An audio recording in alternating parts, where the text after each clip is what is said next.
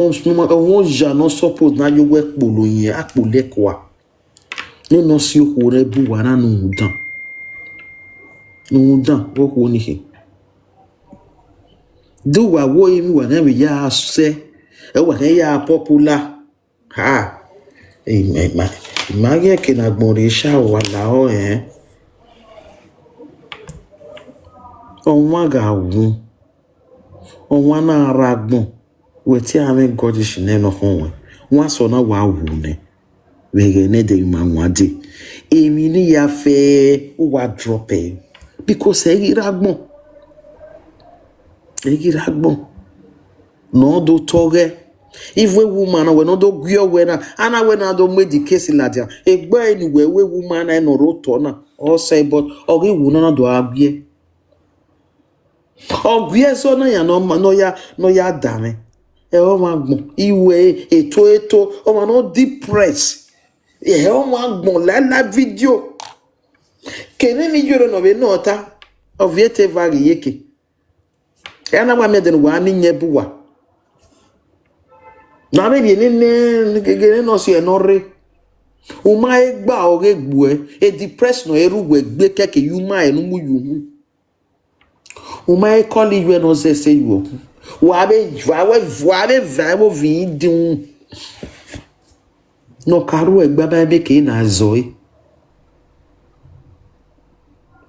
wa va vin dun sa pa ko mi won soja big lovette emi aje na send to you my love sabagun erun no one no my dear sister because we ti ara gbona wo nu era mo se ma understand me just friend normal friend e ti we mi erun na no ke la mi wari baba ni baba egun e dekun dan egun e oba egun e dekun se dan ege o se dan gun e ri ege gun e wa me ege gun e lo de un dan Iyo we mommy ya o koje iwe bete what the labo si o na be takin awo we ri ka o bere we anemia yen ni o be page opa no ka ta we ge o ka gun we won si opa no ka be gun veri owe yen na hello mu ni e be sakin we ge ni yeah hello mommy yeah when it okay sis go ahead. Okay, iwe ni Ade my love we aje na sweetheart happy new month osi o ma gbo ma si o ma sin o ma edowe edenagwa labebo me ma understand takabo amo si o eso wa be taka wo we ri ka se ka sa wa gbo bi ere ni oju nu ka ta wi me anemia ne sage na wa o you we time yeah anemia go maybe all lose guard o ma so pelo na wona affect yourself we dating e wuba na maybe adogwe kiano mi wa yon lose guard yon ma gba we gbin we yan Nigeria go so na yen ka ya je appointment ri ya we mi iye wa to oge we de kasa ma gbo bi ere ni anemia no ni ne sage na drive gbin yan ni it's not nice oh you know every time different sickness so wo yawo ni san o ma wu so wo yawo mu e de ka temi no wiye we anemia sage na ka umarere you can just pass the way e go pa na no once here oye e page opa na you know etare buwa owo ni iye family na ya mu are UBTH ni ya mu are better hospital akedo gba wa UBTH owo ni ipa ni owo ri ye wiku yen na wa de part of amu ni part of blood eva owo iye ma anemia iye mi o viere ka wa ego mo anemia no viere ma mo cancer ma mo mi avero pa we ni ave so wa viere be gu ma fat that one if abola egbe dego un dan no si o o se dan you wa do ri mi ya ladiana be ni aye mi ere gbo se owe ma oni eri publicity no wa no wu owe ma oni what in ni ye ye ma oni eri fame no wa no wu Jesus Christ anemia gbo ye anemia we wi yen o ka you know and o no confess na no gu no ri ye gbo sa anemia anemia it's just maybe low blood count if so how many I think fear it's like that una de have a second we here Nigeria any e doctor like am here we marry the do appointment wetin e wa bo bojo e pa le na ya gbo bi re den wa me make wa me no stay here o my ko ya gba regbe no ge or whatever happened but anemia we dey any cancer me ro pa me pa kwa gwegwe kan cancer kan la ni igbe we ewa. Ah, Egbe ma be rio awa eni a. Aso eni ake. it's not nice. Cancer. Aso eni ake Okay, we because can make cancer. The cancer mani ye of do wala wo we mi no kan do aso no egbo oyimi na e mi no gba. Emma ye. Emma. Ihe ari opa e mo de mani ye do ki ati eyan ge no maru we. But if no kan do sun egbe sha no no ya sun na. Opa Emma. epeje. Eri eyan na do ka ma egwegwe o ma ye kilo chemotherapy. Eri ave ye ye tamu we do we you know etemi ni ye hie ne. Anemia. O ma gwe salopa be. Na what for people? Hi. Iya invite one no we. Anemia is again na waka. Esa gena waka wani wala. Koje ya te mo avere na ye mistake mo la ma ye be bad. O ma be o te request me te wa person na wa line worry. Very crazy people. Then the Oma we correct, you are very correct. I know now you ka page already. Oh you know echa we me ni anemia no any jam. Effort e wo me e say E to yi wo do. Oh ti gbo ma. Ma la de no me blood. Ma sagin akare gbe ogbe. But you can want blood cancer na ri ata no de. Oh, mommy, I blood cancer. That's Oh, me o be very anemia we no we blood cancer we no know de. Ye mommy gbe mu yan we ne cancer la ye gbe wagbon. Anemia mami ifu e meso aha ma nia, e meso a be bia nia. Sagi alu se gbe de ni no ya no anemia. We ni ya je school. I was so. Oma awu ne ya to ta ko lele. Sagi anemia. Doctor iwa bun ere ne emebu wa. E TikTok doctor bun gbe we school ya do me Nigeria ni ma ya mi na. We boya na ya mi na. Cancer ya fi awuzo. No de mo we ate mo wa bun no de na. E mo ni ga ro no de 150 something wa bere manana. Maga bun no de na wa ga ata no de when me maje school ete me ga me na we de no mo bo si ona mi wo esi toge wo ya aladukun. Mommy, si toge gbe soro mabe obe ye me na ge mani siko sena. E mani siko sena were ugbugba ya mosa geneni. De ni ya we anemia siko se anemia enihi. You understand? As ogiye we related we sage we 2 parts amuni ye de wiku. Ye de wiku ye na revive me if you are the ya check a blood here. The blood here is enough no me for that time. Or page I will be If we are working we are drill every time. Yeah, maybe she might be a sickle cell which or overcome any. Any also whom you always sickle cell anemia. Yeah, I might understand my suit. I beg you, make them go. Mama, who ya wa titi wa labe wo here. Wa wo mi ya no pe we no ma na ewu. E ma ya no fe din ara vie ya la din. I see you jere we are Gbe o. Avie ma no go avie gbo ma. O ma din ya we de. E ma na. Your boy. I will wa get boy. I want for people. E ma na. So Ma wa le ni wo ye live no ma deactivate gbe. As a deactivated big boy, man, this strong in one hospital. And do I give it a now we're short of blood. Oh, anemia now. Hey, can you? Oh, why are you short of blood there? Over no. Over. My only a call Jenny and Yana Sonia echo. Yes, Hey, Lady P. Lady P, yeah, man, yeah. My love. Again, don't Denny got Billy, man. I am in a beer. Eh, no, I be near Bonio.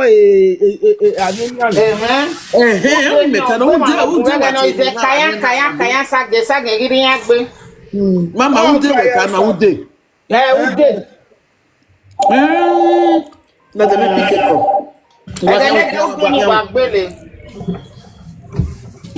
Oh, guys, sack your private beer. Because it's sagging ya, oh, ya, winner. I say, you're not solely echo. Oh, I'm not so there.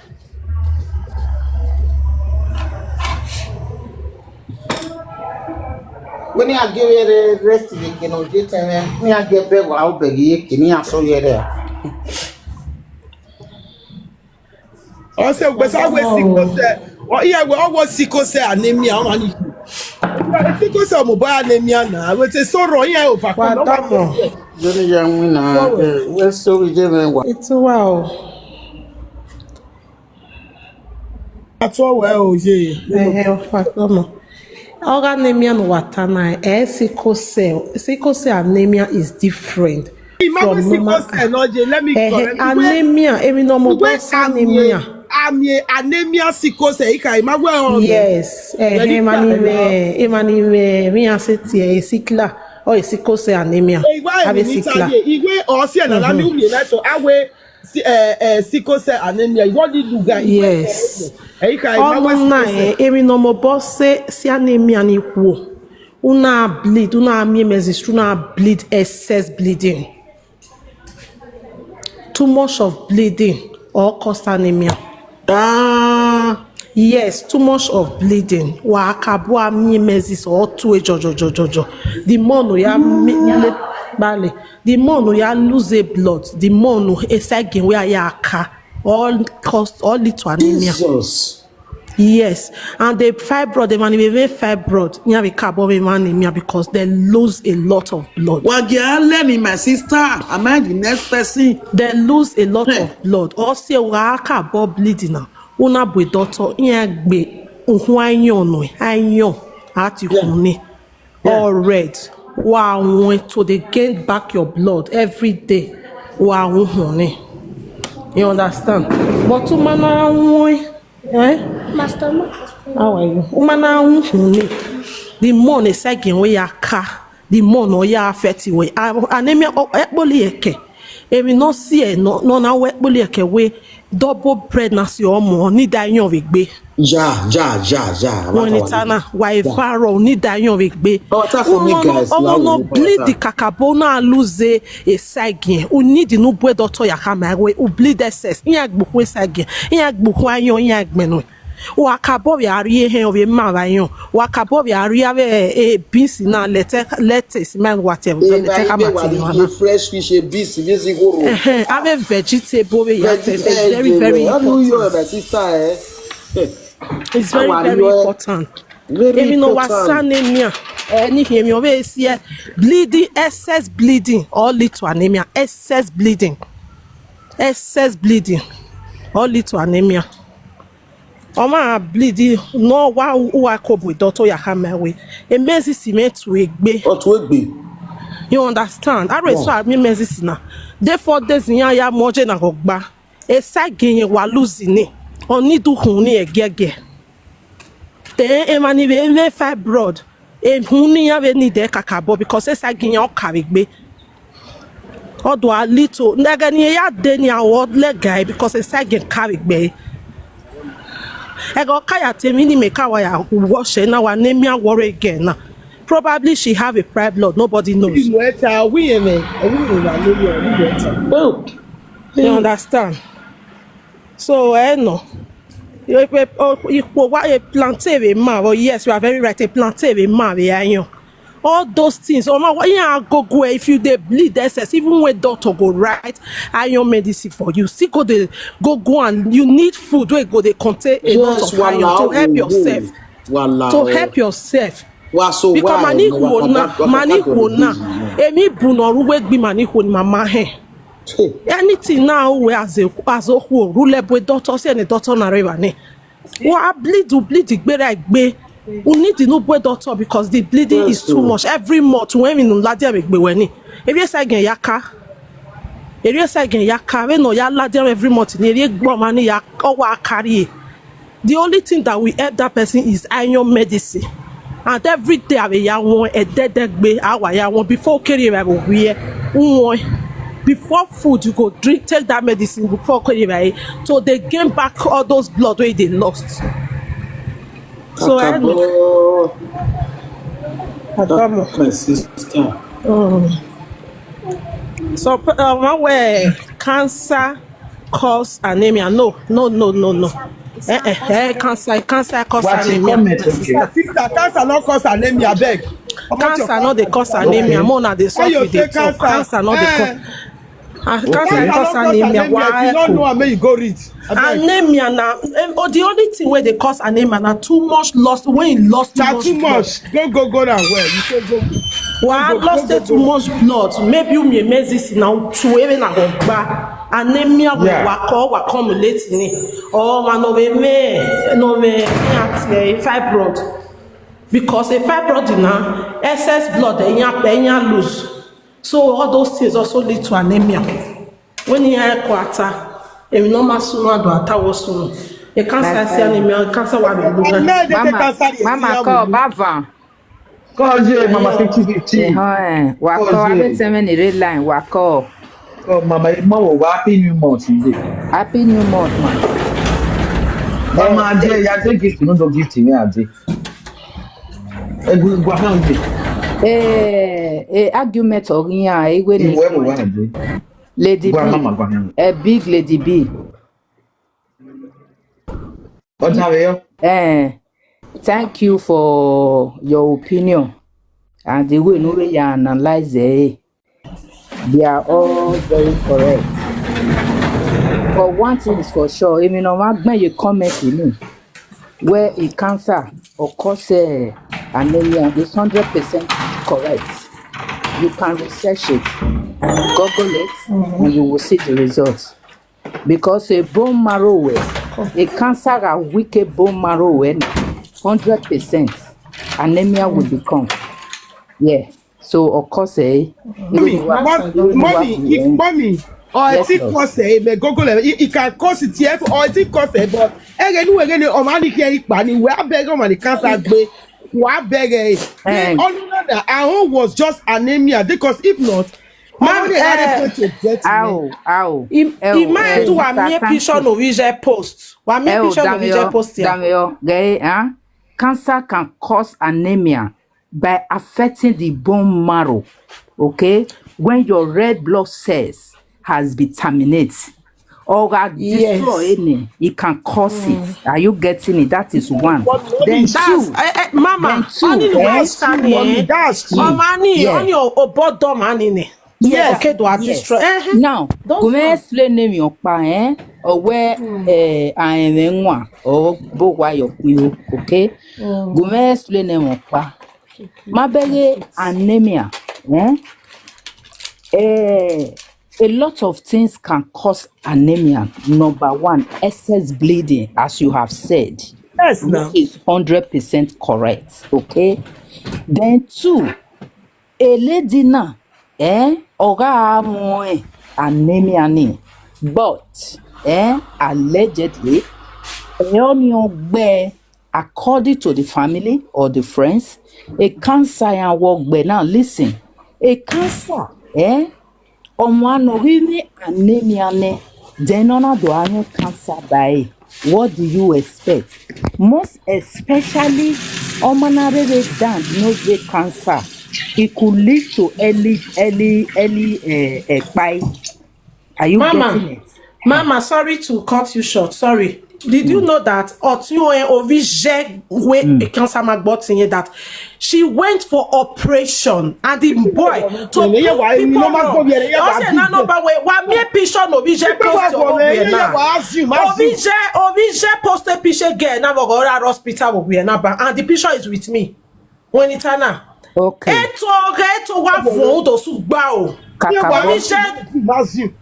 Obije wa posted to prove people wrong. Say my sister was no sick of cancer.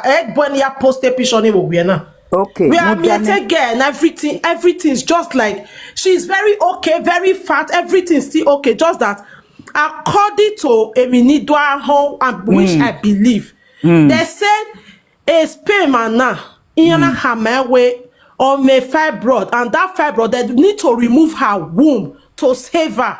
You understand? She said no, she will not remove her womb, which a lot of people they do that thing. You understand? Maybe talking because a konya one maybe on my way at the code they will do it successfully without removing your womb. You understand? Possible. Also, now in Nigeria, where also not you not born your way. My sister did not die of cancer; she died through operation. Also, not to believe you way maybe a fibroid in your gele ya o doni because of my only move a mana. We say, my darling, for that explanation. You see, nobody can blame anybody at this point because media of a thing or go with different topic at the moment. It don't talk on. I watch a video with platform Monica. Yeah, walk me a voice note where Mommy, only we water ni na godmother Mommy, after that video, yage mnemonica hit me. Oh, when godmother ni talk we cancer no another godmother na called that. When we also no wana when we ne also na no say we agree o yeah women so no say na dislike yan. E saga go home. Ona iti mo wa jo toto wa mo je wa hon o ti ra si mi je me. Different people will be calling to mislead the general public. I mean all affect them abi saga sunu. E mo nya man ya wi ya hon. No care we government wa we name America we after audioni ni be o ma be na be degbe tie we e godmother yen be hin e ke me na kan we audio no be ni mama ya da me o na ti oda for me o na ti oda for me ina we error mana did you know that a post ni mama na go ya da me o ya I go through the comments if anyone may comment on Iyore. Okay, that's fine. The thing is, my daddy. The Obije commented that very post in it. Obije commented way. My sister did not die of cancer. She died while she was in operation room. Eva ni Obije commented. Okay, Monica de gbena ladian way. Wala go wa tem na wa say Obije ya commented a post in where Obije man who with cancer and the godmother we calling ye we emanity godmother ya hini ya ma de hegeni where there was nothing like cancer.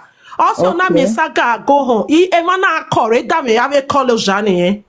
We thank God for that. Mama,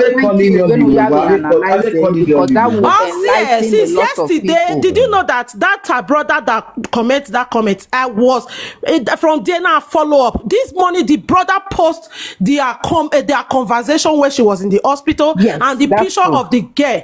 No way, hospital now maybe your home. Yeah. So that was also another follow because when me like a truth. Also I call 100 the call. I will not believe anyone. Because when you do take one home, they are all liars. They are in anywhere. And this is that big lady. Because anemia fibro on your base and exactly. Yes. And I know you're dead in and we a kuni. And because I said the Magia. Yeah, you know, I hello, wa repeat Sonia Sonia Igbe dey gonna make up. I mean, Sonia Igbe wa repeat Sonia face already make up. Because where the here over what? Because they said you all reduce the blood. Or reduce the blood. But the thing is, my major problem or my major concern. Issue now about our start exit. My problem is if you the 50-50 kagwa wa gwaje.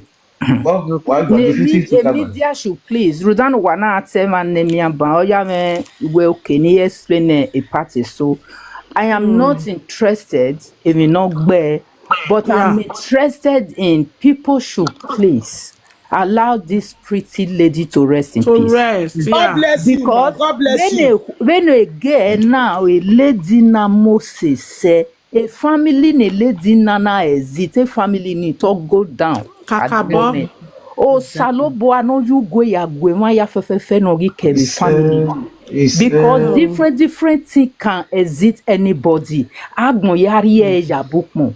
Or see any mayana ve struggle because we don't know it denohin. You might not know what you're going to eat.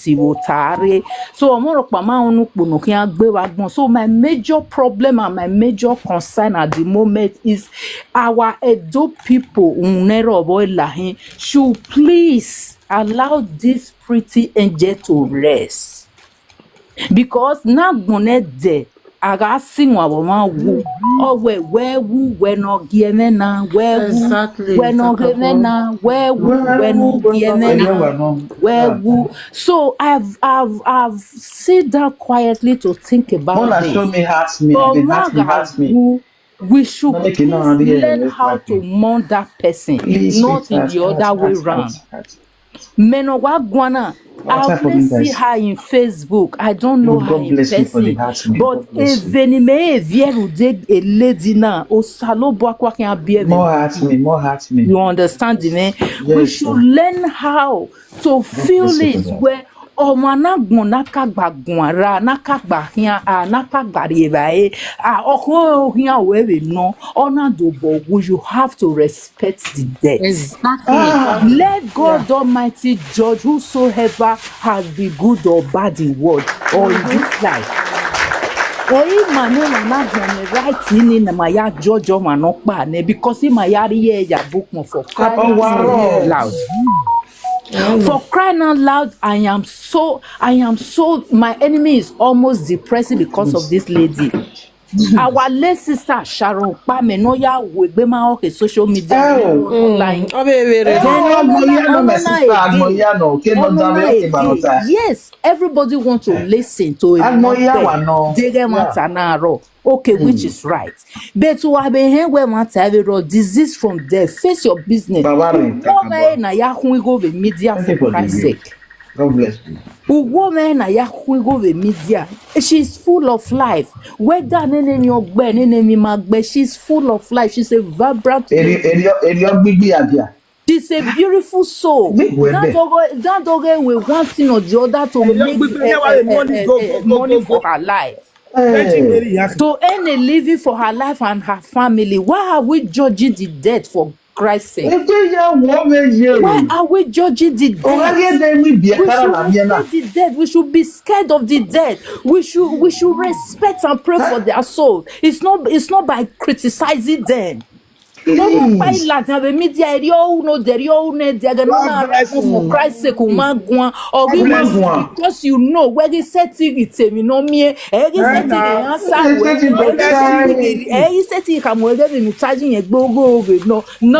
talking for Christ's sake my heart is beating. My heart is beating. Like those people wide world, please. Unero bono la iwala wo tari eja book moge muguna osegbe no akabama yes won wi make no hian come ke wala wo let this thing end no for that agbona na fia luga ne koki luga ne everybody has a problem. Everybody has please look into it. No woman diabetes walking your master. No woman BP or pain. You have a health issue. All you need to do, look after yourself. That's what you need. In any health issue you have, please go to hospital. Look after yourself. Take your medication. I mean, everybody can die anytime. If we go not so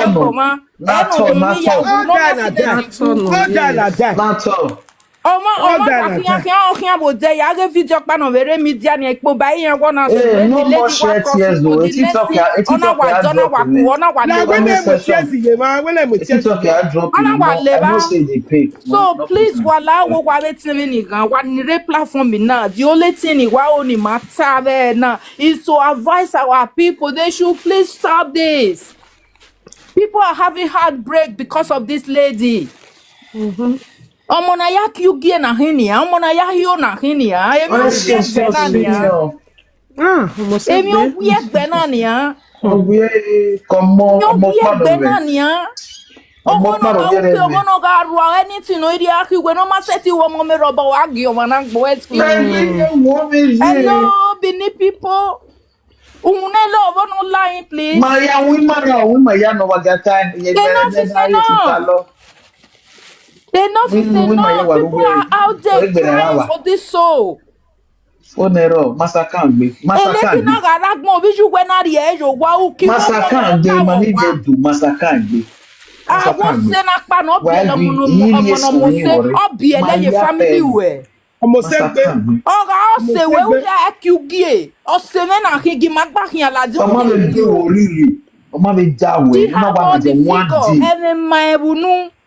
She have Ah, everything. God bless you, my sister, She for the have gift. it. We should please. My doctor, maybe Osalobua, but Omanogi pass away. We should learn how to respect ọkẹkẹ the ni màá dead. dọ́là yà rẹ̀ wá ni à nọ̀rọ̀ agbọ́ màá lọ iye dọ́là ni ọkẹkẹ màá rẹ̀ wá. We should But respect the dead. No rioga ya book mo agi o ma ve on your dalo. Mama Vic, who told her, Wana to her, Lawo Duku, where another Mama thing me hear 50 later. I Money get it where here. to. My big lady Lawodo. This is Tapa at Guan, but I know the Mama 50 Guan. Okay, But I'm sorry not me. Tana. I'm give me now we know hold on. No, we go very important message. And do You not to understand what la wo. understand. All Yet, Mama Because yeah. a social media of a thing today, Mahia wa believe again wani Mahia na fe. Okay, That is the fine. end of But the when life. it comes to death, let's disease away from that. Yeah. I E told o them get disease. Mahia do ya ata lo. Eri o No, me ya let ye create bo me account eri o tie where. ne ra me eri o tie ni No, ye me. ya O create ma ga account wu me where. ne do No. ka e. O ko How mi you no. usually Eni ke mi no. O wu who your will ne. you We should talk? Or phone forgive. why where you think about when we go na munite. Na we na munite where. Why Exactly. ya na buwe where ene nyiri nya ba be pa be topa. Abi do akpe ni wa. Exactly. Uma ero where una wa ladia keke beru kanu yo mako ya saloi.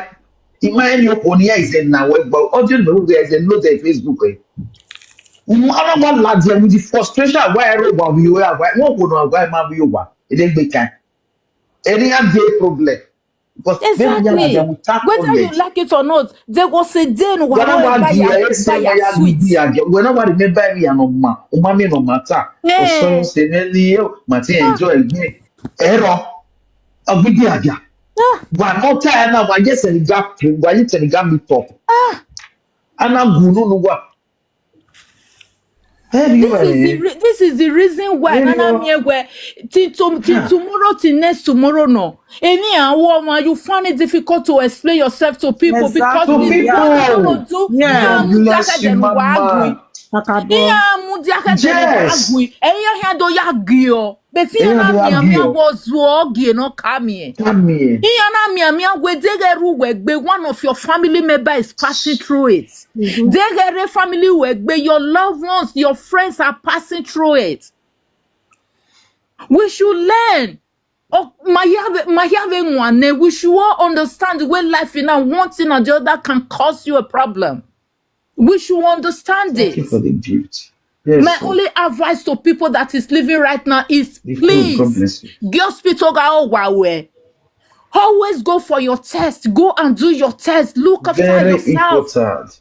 Ka igo no ro ga gbe no. Look after yourself. E You mo run dia a ko test. Go home urgent and no. abroad. You go no mamia ya you a test but wa me ya dupon wa do ya show up with social Wa media. do ya bo wa ya luare no to no ro wa.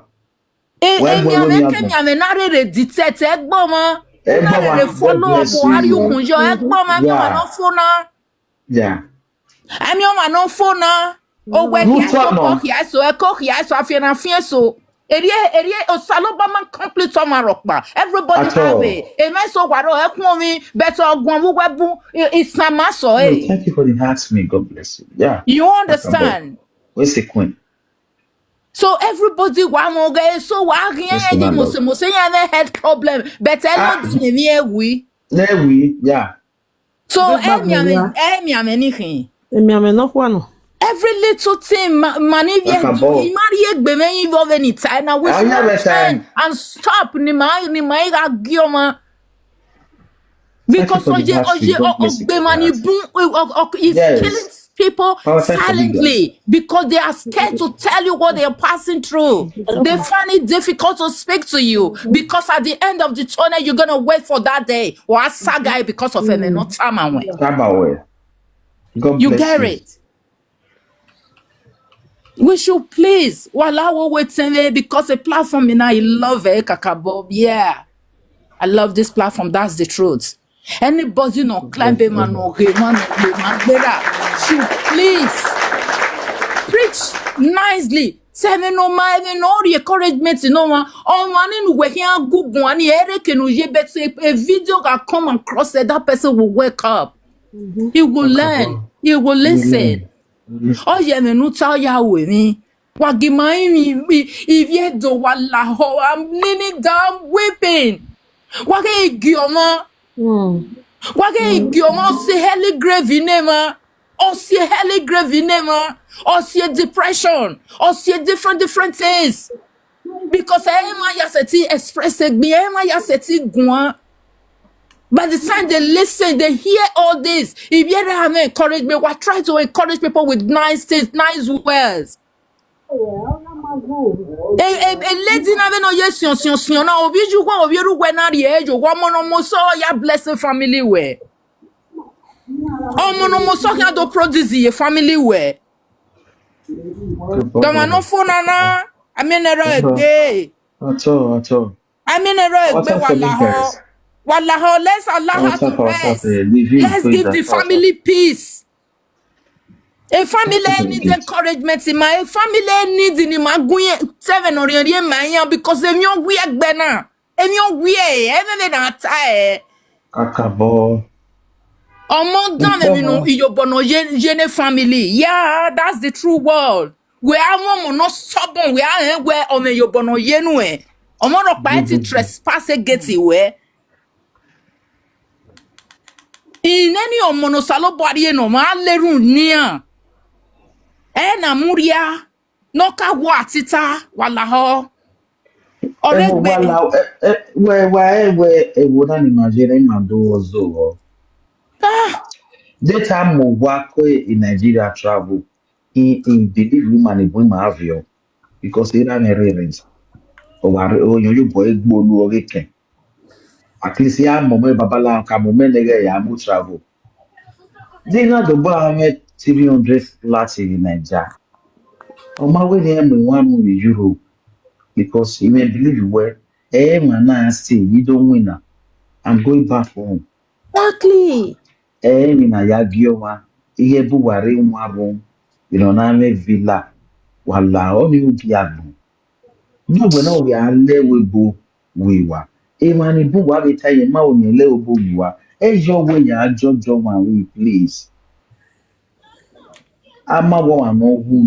Mommy, Sonia.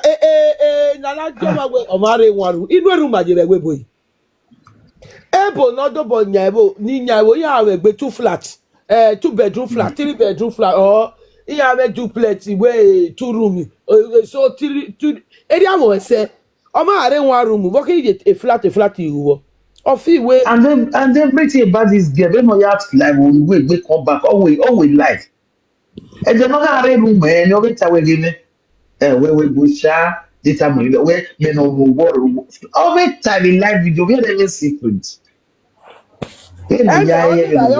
only by your money, My sister, a 6 feet in your boya, a handbag, you know, not moya, man. 6 feet, handbag, you know. No car, what it no why you who need judge if you be social media. Social media, you know money and that because nobody no time. Where you refer, you can't name we are not right there, man. If I need any kick pass, you're a kick back. Because my other page of it, if I why did my beg a one time, do banana. If I need take them, let it banana. En me hiave tabori make ture. Ivye wi mani viedo. Ni ma eko ne boy ragbeli yan wan ben wan mani. Emi an wa sunu. Omo nu ya ma yan so ate mi no sunu dai. Omo nu ya ma heke noje. Where wo ba, where wa ba. Yan wa just to cut to the lie. Why but vi mi an viedo mi ma ku jeve nyana. Imani ya o, wazia. Ona iwati ere, omo be mi awasunu baba no mani wati o we igwa reke no wasunu, era na wagbijeje na wagbera, etiere na waswa. Why are we like this? 100 people go you talk different thing. Na why? Come on. Eh? Ona tare ona we na mi ogbe no ke we o ma be send o we ona ka gbe no why? Natana A God, ya ni a God tonne. that can do talk, a God that can do Godmother, talk. say the godmother mommy. When we not say the son that we godmother yan, na me can aji. Mommy, Come say on. the godmother yan ma ho eh. Oh we ga tell godmother Hey, no Mama ye. Juliet. Oh wa ha we godmother ye he aji. Oh see. When you we man here kon e boy ga gbin because I me on e kan so agbon na. Why ti do awuye ma to wa fi wa level your fo. Kawa. Ugu na agbon ya ri ya bu mo eh. When you we man here heko, o ma gwa gugu ata lo gugu kan lele. Eri ona gbe ona ma gbe ona ma gbe baba na. In less than 1 day. Big lady. God I Big beg. lady. Come on. Mama Juliet, that one. Good afternoon, everyone. Good So, afternoon. Welcome, sweetheart. Yazebu, because We say Yakugbe, okay. First of all, in everybody's opinion, we people have spoken very well this afternoon, and your opinion count. And thank you very much for speaking your art. Even if you are working, as a nurse, you don't even have a right. You don't have right to disclose someone diagnosed to the patient family. It's only the doctor that have right to do that. And secondly, someone just died. None of these people were there. Nobody of no of this family member disclosed this person diagnosed out. And before you know it, everybody's saying this person died of this person died of that. And people are just saying different things.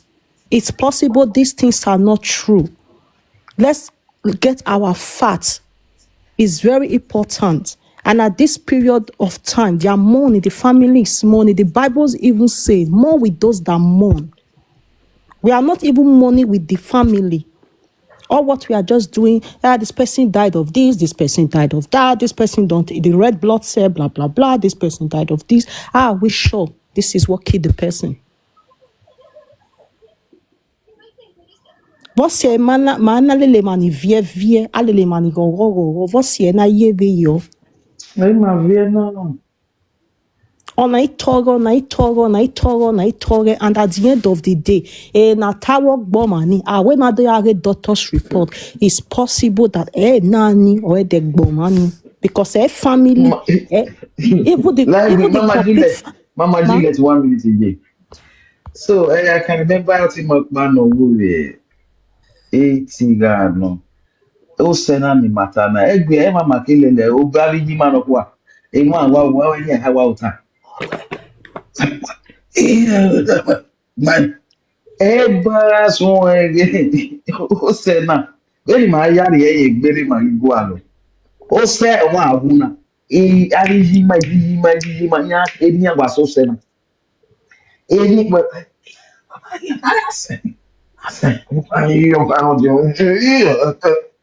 Obiji mama na me. De rumi magai na jo. Understand? Any no said the Maya Litana no room would do. No, my sister Julia, the truth is that Agmoya when no ya Dagmoya, so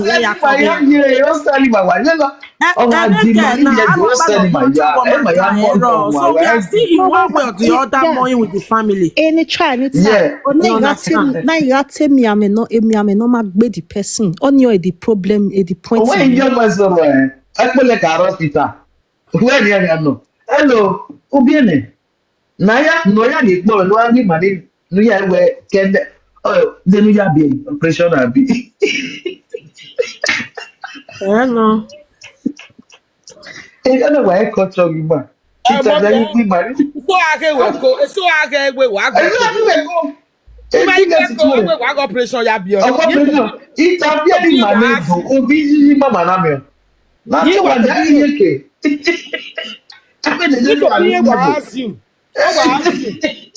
Oh, ask where are you? Daughter, that way the woman pressure will be. Mother, that's it. You like say nice. You always like the Mary at maybe. No one that I really have to imagine. But where men at least argue here carry motor the Italian imagine them that yet we get now. Or early no skill be my good. Them that yet a presenter no. I don't feel like now. That is my truth. Mommy agree while I go. First of all, Domo no Nah. mo ladian. Ti o ka mo di mata ladian. Because Otia no clear. Only I think I'm a Ka mo Juliet. bi je ladian ni Everything ya. my baby, Otia no clear. No, my love Juliet. Ti o no Well, bi ka only mo bi je it's bound ladian. to Even when it's I bound to hear happen na. to us in where I When I want tell to it, a picture no bi je Yeah, ya you post can you ask ava o bi question. na ba. A picture no he na post ya. But I told the year Juliet. Now, Just brother, like we when present Mutia, and we why must they talk. want to hear Gbinaye property? A picture Yeah, no bi je proper talk like post. that. A picture no bi je post ni o ti e mo mi iwe o mo plaza yo bo. O he na post ya. Igwe property, Wawa Mutia, Ah, you property may post on the Baba. And I think Iya mommy e meta si ye na. Ore wo ti o na picture gbe me na. When it's na. A picture no bi je ya post no your visual post ore wo bi je bi ba ni. Ore wo bi je. No ya hospital mwemi ya mwe oye na go si jinya ele iwe Any no we yaro. obi je deni ge ni no ya ro iya mo bi je ga gun ave video corner screenshot Igwe ni ne Omoejo is there. I saw it. I have the picture. I have the picture as I just well. say iya mo bi je gun ave video call mommy wa de ge iya mo bi je gun iya e bu wa And corner that on screenshot. Yes na she screen the guy screenshotted the bu wa while they were talking on video call. big lady. Ma? Who bag where a property na? A property iya makare lekwe. Wa no. Wa ore banya Gbinayo. Ave ore because then the mansion has dinner. Almost because a picture no one like Emani bu ala. mansion has dinner. Almost a good. Emani bu ala. a picture no bi je post ni for me bi me na we dem no see any point na post a picture na. Omi jari okwo ba ko na. It was too early for that guy to post such a picture. In fact, I'm not post it. Eriaro, ami egbe. Picture lawyer hospital. I my name and language man. Big lady B. Ma. I work out with that way or post a picture in Oyaka, what is 1 years cancer. Oh, yeah, When we not see it, that is a picture not posting ni. Or ya gay or two cancer. On your cat boy ya comment what you ga comment lele a platform Yahweh or me ma or tin e cancer or Yeah. when it's na you want or rent or comment post Monica way or tin e cancer way or operation tin you understand what operation or tin you comment your video ne Monica we no go let's assume we emi no tio any time now is the truth we fibroid na we again I don't we be yin bi but we life you we mo pa ne no me bebo negi bebo we mo pa ne u ka we life you we nígbà oro na because Nigeria eni lo pa. Good afternoon, everybody. Good afternoon, my love. How you doing? Oh, gee. Come on, man. Well, I wish you this is really your tune. You understand? The guy was right. There's no picture on the guy's page. There's nothing like no mama no okay, fine. Everyone not blame on post a picture. I'm not blaming. She is trying to defend the sister now. Yes, that's number one. He's trying to defend the sister. And secondly, most of all know what is copy mechanism. Copy mechanism or man lost Toma or Ragbene ye Facebook or when ye so. Ye who at that moment. Yeah. We may lost my brother. I was always posting picture. Run. That somebody have to call my man to pick up my phone. Igba atalo. Who have a easy but they've all lost here. In your Facebook, in your attack, but Facebook. She was always coming out, talking rubbish. You understand? So, no change one way or posting, no posting. You mean, Please don't get it wrong. Nobody's blaming the brother. Yes, because they said the picture no. Or chairman can post it. Away page Monica, you know, go away. Away talking, you don't defend the death way. Ni atan your bottom here. What are we going to believe? Cancer. 1 minute. Operation of what is going on? 1 minute. Hello. Yeah. Ni mama no buana no ladu huta eto bad. Mama condemn me ban. Or condemn me we what condemn me. That not say going to mama big no my. On a way a picture no post. Or Martin Sopo no post him now because of free. Only mama na condemn me boy new. Because we know what to control Mama that make Sonia. woman don't Oh, do. me so That's no everything my sunu dama do. Utia post na get post we. Okay. Otia guy. No. That Until when they pick that the brother's phone or the sister's phone. Manigina magwa wa joja mata me as no that when you worry ba. When you Otia me We phone. lose control. Mata no. Who lose control? Lose control. I know. Iwu gbe gba agbene. Who ga agbene? Otia me agbene mi. delay now. Omo do mental delay. Ọmọ ẹgbẹ́ mi eke ọkwa ve mi ọkpa tota ọkwa ve so ha gbene eni e post ve Facebook na yema eni edo na e ma eno edo until they take his phone from him or I don't even know they took me na okwo no Omo man no gbeno because don't stop here ya ni tale nonsense. We no wa gbeno. Don't stop here ya ni tale nonsense. Because I don't understand emi asunu e wa no say o no a family member except this is brother. They should hold their peace. They don't know what is really going on. Almost your pa no me agwa worry Jennifer we ye na do tiosin your pa or we ye cancer Nigeria we bona detected then doctor na kama we are Nigeria yari native the doctor no nik we bona mommy my beautiful mommy only no gwani ese dos yo mo ka mu gwa just tired. So people just stop. They just cook story. They'll just sit down, cook story. Because I'm not going to we not can believe it.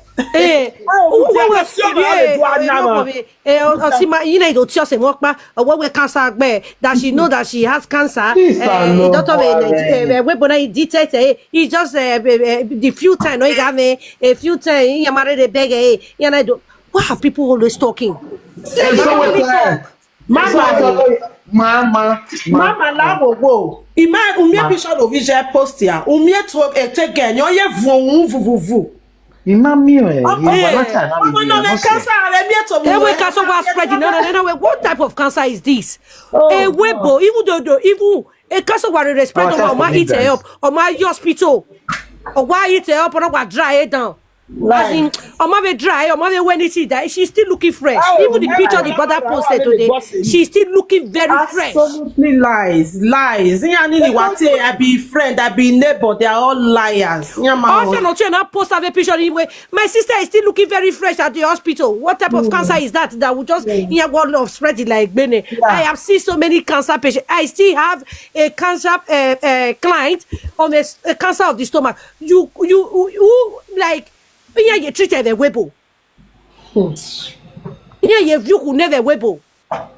The cancer no was spreading, Baba. A big cancer no spreading, eh? At least, I can see Bama very only, eh? Where are you? Udo are you? I wanna. Ebo say, I like 2 days. When I want to stop 2 days, you know when I want you just 2 days. So, iya yi je we mi amani ya ogbe okin agbe e ti gena we mi ya wuye we bo ni ari owa e ma to gbe wow ugu wo ma ni salo gba no ri e de no tani ma ni e ma to se o anodogun anota no wa ta were ni no gbin iya zu wa gbe wa ibi no ma gbo ma wa ata yeah wa ko to ta wa cook a different story but e ma ni wa gege wa to ta do ateme omo ni ya ma people are just too forward. Let him just post. Let him post. Good morning. Good morning. This lady so now my neighbor here. Make people when they don't know what happen, people will just wake up for their kitchen, cook puree. Those when they know they go work, they will just enter Facebook, they talk what their eye not see. Now even TikTok not be Facebook. Yeah, for TikTok. Mona let her talk, please. One by one. No, they talk anyhow.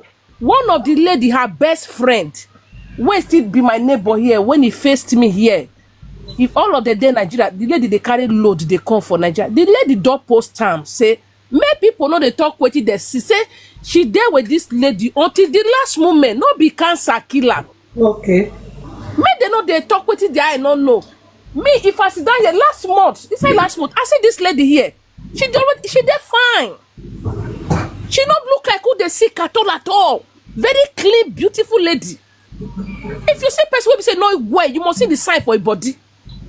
I tell you, you go see the sign. Say this person no way. Now make her the lady that he put it her death. He gave me fever. Even not the last 2 months I see and he picking. He called tell the son say make the son greet me. I can't say blessed you don't grow. Wait, no, he shake me yesterday morning. I could not talk in the morning. I can't say blessed you don't grow. He said children not they waste time. This lady, as you they see and say fine for picture, physically now so she fine, she neat, her skin they glint. Make people make them stop to the lie. Not be person when you want that they won't take feed their account. They won't just use the lady to make money. Make them forget say this debt not be one person whole amount. Now everybody. Now everybody. They don't know the day we go reach that. This lady not know say go reach she talk today. Make they not they lie. Make they not they talk with the eye not see. Mute first. Put that bag go. Now what you get to contribute with that oh?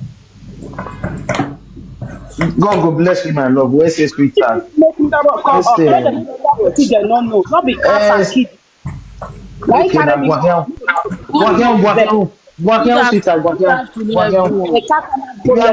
love. Clarify one amie wa mani do so awado fie me werie. You understand? A last month in September no phone now. Mommy. When it's on mommy, September no phone now.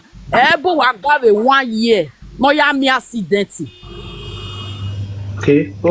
You understand? On me accident. A 1 year last month in September now. Ogbabe 1 year no ya me accident. Not tell me again. Okay. And again, my second point. Mema ye believe you were bu agune, mommy. You why ye gay say this thing they do me. I understand. Why you also any man person why ye gay? What my one the second one again. Ni ana we bu wa ya gbasha wa ya bu wa ni oga ya shawo bu wa kanya yo and moreover e ga shawo ya bu wa ni. You go ni insurance imune mommy. Or e bu wa ya bu wa ni. You go ni imune bu wa insurance. Accident no me or ya bu wa ni. That is a second house. A second house already he. Mommy. Yes, now her second house with that. You understand now? Emma, why do you want to tell you why you see? My don't need the gunya guan. You want to talk your way casa, your one. But Emmy, I know the woman and me wash your work begin. Or my follow up with medication, all those things. Accident, no me accident. I want to our discharge. You understand? Maybe me accident is safety. Or I say, Motinia me accident, you can anesthesia. He feel a pain. They want to tell me. You understand? Or mother, my family or tea and not be annoyed right now, when you are not depressed. Because when you are confused. You understand? Are you confused? Because or na me way or your don't buy in ya one everyone cabo or 1 year car stage on your first house okay a too flat on your car stage you know not baby Nigeria not by many years in Nigeria ni never now waiting and deport the lady she really try for herself. You understand? So you people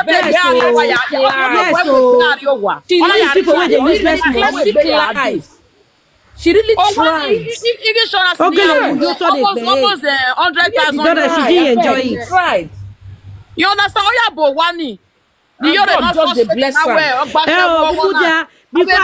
Before I get to me, Iyore. Oh, Juani, Iyore was on live video doing a business. Oh, what in that what yo? Oh my God. Mommy. Juani not yet boy. Machine.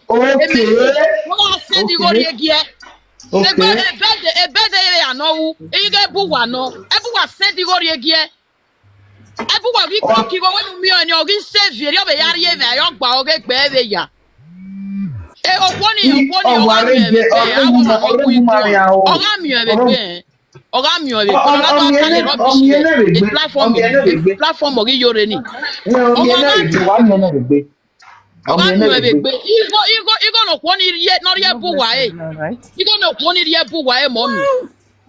Igo no rio when I say Igo rie give ya. Eskuwe ya no ya rio yo kan ni jo ma ge gbe oko.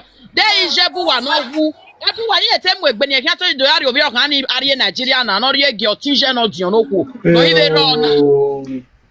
Amu ye ya no yo do ko ye school Canadian. Oh no. Oh, what no yo do ni awo egbe gbanu because you all do work well. Be ma ko wa to eri o me kasa. Mo ya bo wa eri You see her? I said, Oh, what do you do? Come on, Iyore. Uma honi. Okay, now honi. Oh, what do I? Iyore na gwa again na. Osio eno. Oh, Iyore na bully. Show wa gwa lo no be. You don't discourage yourself. You don't discourage yourself. You no mo ade yan ti gba ogo. Akaka igo no yan mi e pe buwa. Oh yeah. They are greedy. You know, she wanted money from that child. Wow, we you're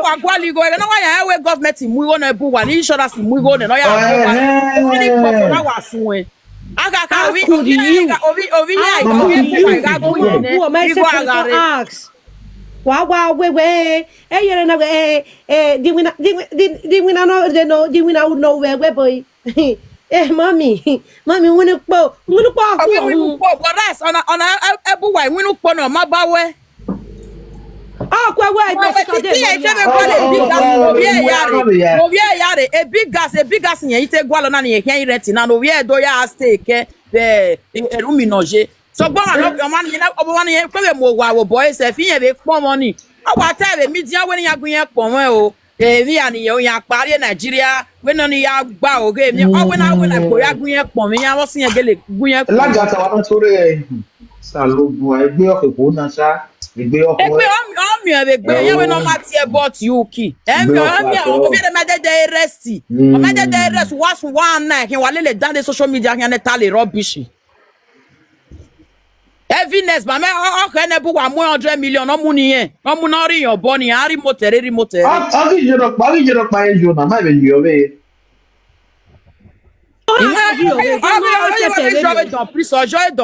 Something like that. In my oh, wait, hey, you're another what that was so you oh, yeah, I'm your big Ben. I am your big. Oh, one of what was here. What do I feel?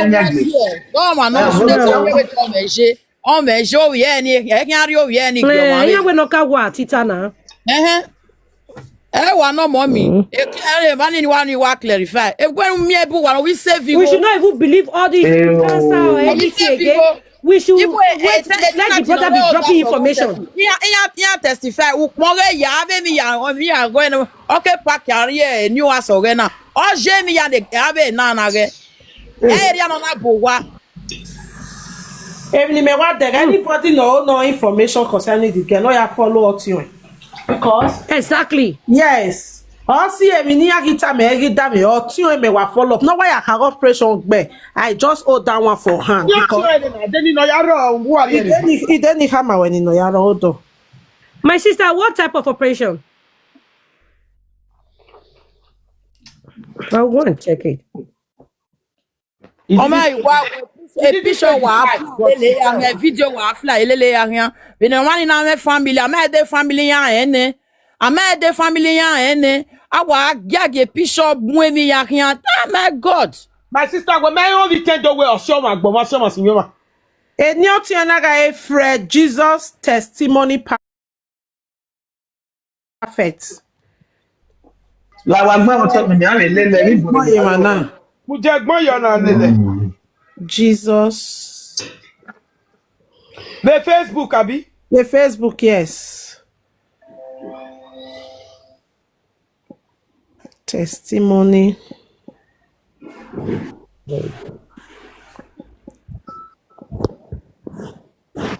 But yes,